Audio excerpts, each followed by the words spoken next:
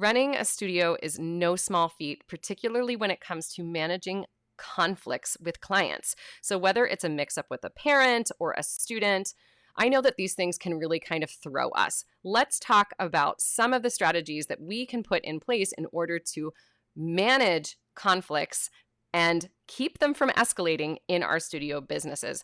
The first step when it comes to managing conflicts in your studio is to sit down and identify what are some of the sources of typical conflicts in your studio. Make a list of the things that have happened in the past, and this can be really useful to start thinking ahead and what are some of the ways that we can prevent these things from happening in the future. So sit down, think about where are the conflicts arising, make a list, and then you're going to have something to deal with.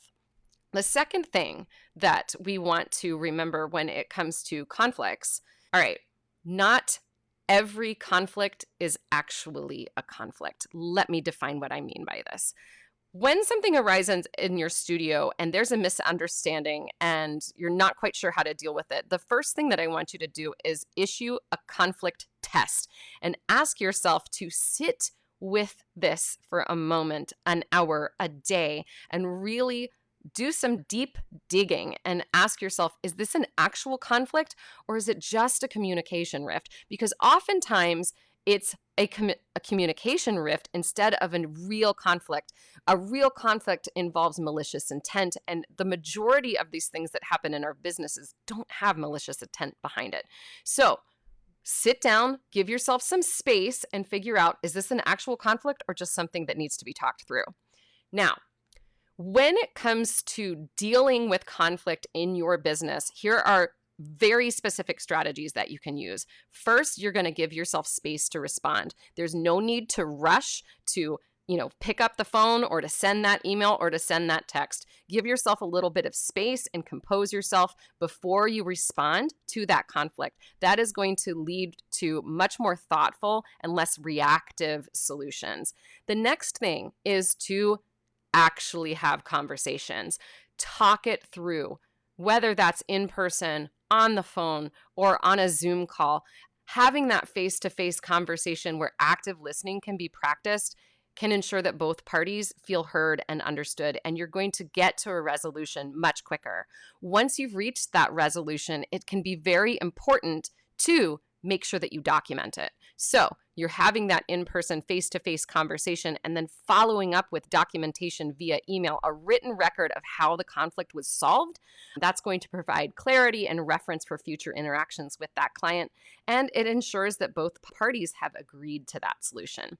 Now, how do we prevent conflicts from happening? Well, there are two things that I think that can be really useful.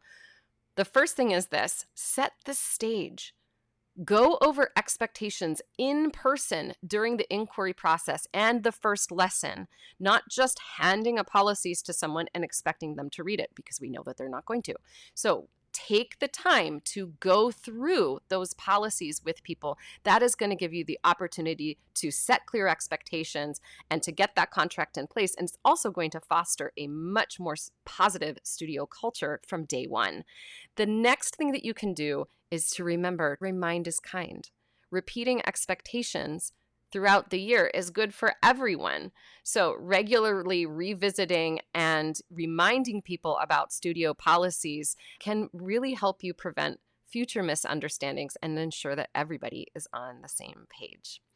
All right, we're going to wrap it up there. And my final bit of advice here is to remember, give yourself grace. You are an amazing teacher. And you're an amazing business owner, and you can handle conflict like a pro when we give ourselves that type of grace. If you would like to learn more about this, go ahead and drop the word conflict down below, and the Savvy Sarah bot will reach out to you. And we're going to wrap it up there. We will see you next time. In the meantime, stay savvy and stay you, because you are an amazing teacher, and there is no one in the world quite like you. And I think you're pretty dang awesome. Thanks for being here, everyone. We'll see you next time.